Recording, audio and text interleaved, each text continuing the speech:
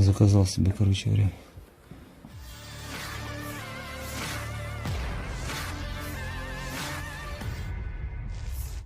Kekalahan lain dari posisi militan angkatan bersenjata Ukraina terekam dengan roket cangkang pembakar dari kret MLRS di salah satu arah.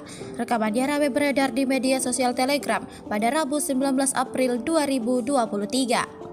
Terlihat indah, namun sebenarnya mematikan.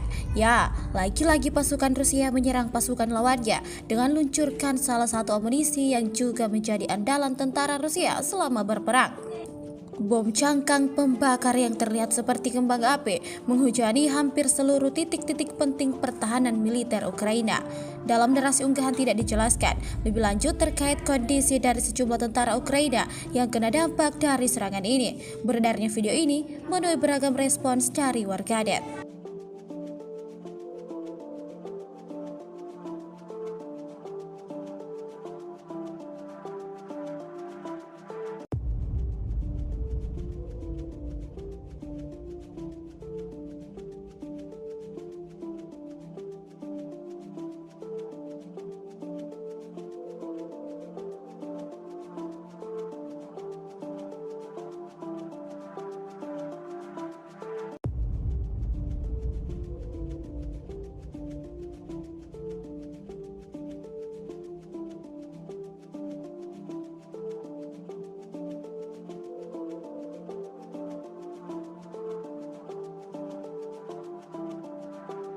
Terima kasih sudah nonton.